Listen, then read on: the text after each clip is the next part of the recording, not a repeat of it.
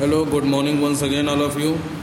Now, today is your second chapter of Unit 2, Class 8th, chapter number 12, the Indian National Movement, भारतीय राष्ट्रीय आंदोलन. ठीक है, तो without wasting time, come on chapter. The Great Revolt of 1857 had a significant impact on the national movement of India. 1857 में जो क्रांति हुई, जो रिवोल्ट हुई, उसका बहुत ही इम्पॉर्टेंट इम्पैक्ट यानी इफ़ेक्ट पड़ा भारत के राष्ट्रीय आंदोलन पर. ठीक है, भारत के राष्ट्रीय आंदोलन पर 1857 या 1857 की क्रांति का बहुत गहरा प्रभाव पड़ा. It inspired the Indians to unite against the exploitive British pupil rule and led to the growth of national consciousness among the Indians.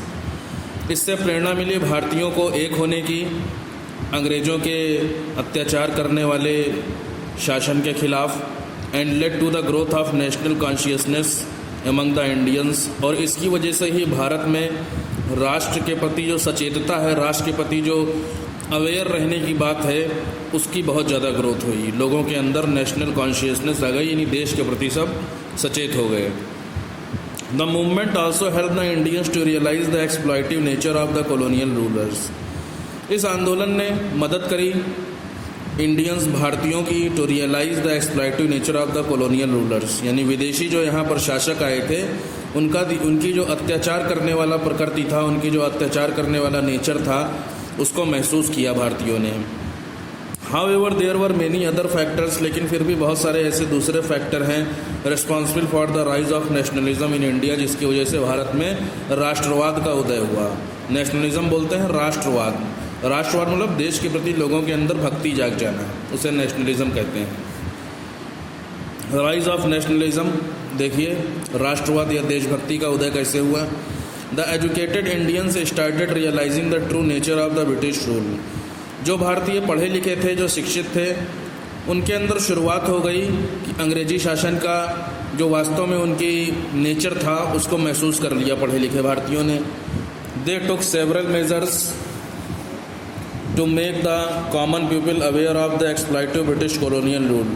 इन लोगों ने बहुत सारे ऐसे तरीके अपनाए जिसके की वजह से अंग्रेज़ों का जो कॉलोनियल रूल है, जो कि बहुत ही अत्याचार करने वाला है, उससे लोगों को सावधान किया जा सके. इसके लिए उन्होंने बहुत से तरीके अपनाए. Their efforts finally bore fruit as the feelings of nationalism slowly started to emerge among the common masses. इनकी जो कोशिशें थीं, पढ़े लिखे भारतीयों की जो कोशिशें थीं, आखिरकार लोगों के अंदर राष्ट्रवाद की भावना जो है वो धीरे धीरे फल के रूप में उदय होने लगी या जागने लगी कॉमन मासेस में, यानी साधारण लोगों में. Some of the main factors that led to the rise of nationalism are discussed in the following sections. कुछ मेन फैक्टर्स जिसकी वजह से नेशनलिज्म का राइज हुआ लोगों के अंदर, उनको नीचे के सेक्शन में डिस्कस किया गया है. अब नेक्स्ट है आपका इकोनॉमिक एक्सप्लॉयटेशन, आर्थिक शोषण. अंग्रेज़ों ने किस तरीके से रुपए पैसे से भारत को बर्बाद किया. British rule completely ruined India. अंग्रेजी शासन ने या अंग्रेज़ों ने पूरी तरीके से भारत को बर्बाद कर दिया था. It drain the resources and exploited people of all classes.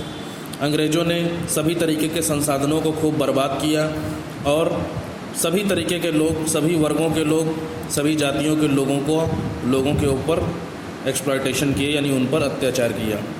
It burden farmers. किसानों के ऊपर बोझ बहुत सारा लाद दिया अंग्रेज़ों ने, व्यापारियों के ऊपर, कलाकारों के ऊपर, और मिडिल क्लासेस यानी मध्यम वर्ग के लोग, जो बीच के लोग थे, जैसे हम लोग हैं आपके, इन लोगों को बहुत परेशान किया. इनके ऊपर बहुत बोझ डाल दिया. कैसे? विद हैवी टैक्सेस, बहुत ज़्यादा टैक्स लगा करके.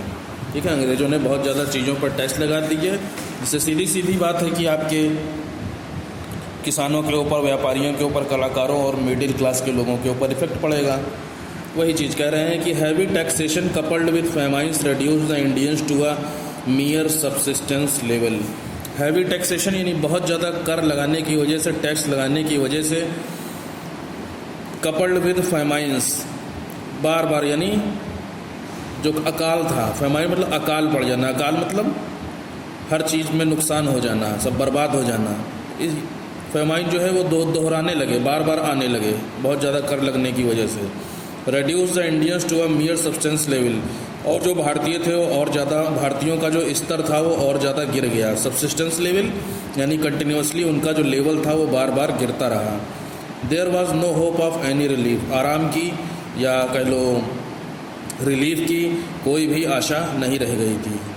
मतलब रिलीफ आपका हो गया मतलब कि लोगों को बचने का कोई भी रास्ता, बचने का कोई भी आशा उनके लिए नहीं रह गई। Such worsened conditions became a fertile ground for the growth of nationalist consciousness among the Indians. इतनी बुरी कंडीशंस होने की वजह से भारतीयों के अंदर देशभक्ति के लिए जो सचेतता थी या राष्ट्रवाद की जो भावना थी उसकी सचेतता के लिए बहुत ही फर्टाइल ग्राउंड मिल गया। ठीक है, यानी लोगों की फर्टाइल ग्राउंड का मतलब क्या है, बहुत ही अच्छे से लोगों के अंदर इतनी बुरी स्थिति होने की वजह से राष्ट्रवाद की जो भावना थी या जो देशभक्ति की भावना थी वो भर गई, उसको बहुत बढ़ावा मिला, उसको ग्रोथ मिली। अब पॉलिटिकल यूनिफिकेशन ऑफ इंडिया देखिए भारत में राजनीतिक एकीकरण, यूनिफिकेशन मतलब एकीकरण, सब कुछ एक हो जाना, यूनिफॉर्म तरीके से होना। The British rule came along with a set of uniform laws and the idea of single nation and citizenship. अंग्रेज लोग जो थे वो भारत में अपने पहले से तैयार नियम कानूनों के साथ आए थे और ऐसे विचारों को लेकर के आए थे जिसमें उन्हें एक राष्ट्र बनाना था और नागरिक भी बनना था भारत का। इट पॉलिटिकली यूनिफाइड इंडिया, राजनीतिक तौर पर तो अंग्रेज़ों ने भारत को एक कर दिया। फ्रॉम द हिमालयाज, हिमालय से लेकर के नॉर्थ में केप कोमोरिन साउथ में केप कोमोरिन तक इन्होंने सब एक कर दिया। And from Assam in the east और ईस्ट डायरेक्शन में, असम से लेकर के वेस्ट डायरेक्शन में खैबर पास तक का जो इलाका था वो सब अंग्रेज़ों के अंडर में आ गया, यानी उसको इन्होंने यूनाइट कर दिया। The new consciousness of being a part of one nation fostered the spirit of nationalism. इसकी वजह से जो नई कॉन्शियसनेस थी यानी नई तरीके से जो सचेत रहने की बात थी, being a part of one nation की राष्ट्र को एक करना है, fostered a spirit of nationalism, इसकी वजह से ही लोगों के अंदर राष्ट्रवाद की भावना या देशभक्ति की भावना जगी। फोस्टर मतलब उनके अंदर बैठ गई। Growth of railways and communication system. अब अंग्रेज़ों ने किस तरीके से रेलवे और कम्युनिकेशन यानी बातचीत, इंफॉर्मेशन को इधर से उधर पहुंचाने के सिस्टम को किस तरीके से ग्रोथ किया उसकी। The British rules of the establishment of modern transportation and communication system in India. अंग्रेज़ों ने आधुनिक तरीके से ट्रांसपोर्टेशन और कम्युनिकेशन सिस्टम को इंडिया में इस्टेब्लिश किया। रेलवेज़, टेलीग्राफ यानी टेलीफोन से जुड़ा हुआ, पोस्टल सर्विसेज डाक सेवा जो आपकी होती है, एंड न्यूली पेव्ड रोड्स और नई सड़कें ड्रामर से बनी हुई, broad people of different parts of India closer. इन सारी चीज़ों की वजह से जो अलग अलग हिस्से थे इंडिया के उससे लोग आपस में जुड़ने लगे। This facilitated communication among the people, इसकी वजह से कम्युनिकेशन की भी सुविधा हो गई लोगों के बीच में। And indirectly help the leaders, और इनडायरेक्टली मतलब कहीं ना कहीं या किसी न किसी तरीके से नेताओं को इस चीज़ से मदद मिली टू ऑर्गेनाइज एक होने में, द नेशनल मूवमेंट राष्ट्रीय आंदोलन को ऑर्गेनाइज करने में, on a pan Indian basis यानी भारत की लोगों की सोच के अनुसार, पैन इंडियन बेसिस यानी भारतीय लोगों की सोच के अनुसार राष्ट्रीय आंदोलन को ऑर्गेनाइज करने का मौका नेताओं को इनडायरेक्टली तौर पर मिल गया। क्यों मिल गया? क्योंकि सड़कें, टेलीग्राफ, पोस्टल सर्विसेज और रेलवेज अंग्रेज पहले ही बना चुके थे। इसकी वजह से भारतीयों को राष्ट्रवाद की भावना या देशभक्ति की भावना का मूवमेंट करने के लिए या लोगों के अंदर इस बात को जगाने के लिए कि ये देश आपका है, आपको यहाँ पर रहना है, अंग्रेज़ों को भगाना है, इस तरीके की जो नेशनल मूवमेंट था वो भारतीय सोच के अनुसार लीडर्स को इस बात का मौका मिला। रीडिस्कवरीज ऑफ इंडियाज़ पास्ट, भारत के बीते हुए समय की रीडिस्कवरी यानी दोबारा उसको खोजना। From the second half of the 18th century, 18वीं शताब्दी आधी बीत जाने के बाद scholars begin researching about Indian history. Scholars का मतलब क्या होता है? विद्वान लोग, ठीक है। जो स्कॉलर्स होते हैं उनको विद्वान बोलते हैं, यानी जो स्टडी करते हैं बहुत अच्छे तरीके से, फिर उसको लिखते हैं, उसका अकाउंट लिखते हैं, बुक लिखते हैं उस पर। तो इस तरीके के जो स्कॉलर्स थे उन्होंने शुरुआत करी रिसर्चिंग, खोजने की अबाउट इंडियन हिस्ट्री, भारत के इतिहास के बारे में, एंड कल्चर और इसकी संस्कृति के बारे में। Efforts of scholar like Sir William Jones, Max Muller and Cunningham made people aware of the glorious past culture and heritage of India.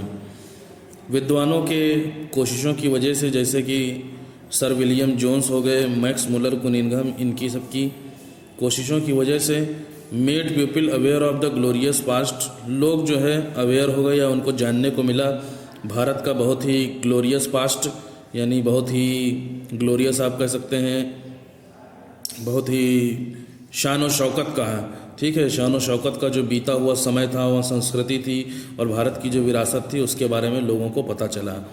It became clear that Europeans had many things to learn from the glorious past of India. यह बात बिल्कुल साफ़ हो गई कि जो Europeans हैं उन लोगों ने भारत के बीते हुए समय से बहुत सारी चीज़ों को सीखा है।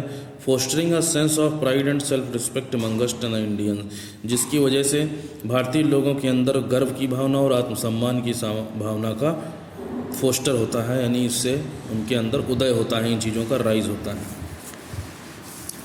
ग्रोथ ऑफ वेस्टर्न एजुकेशन, अब पश्चिमी शिक्षा यानी अंग्रेज़ों ने जो एजुकेशन सिस्टम लाया उसकी ग्रोथ कैसे हुई। The introduction and spread of western education among Indians created conditions for the growth of new ideas and consciousness.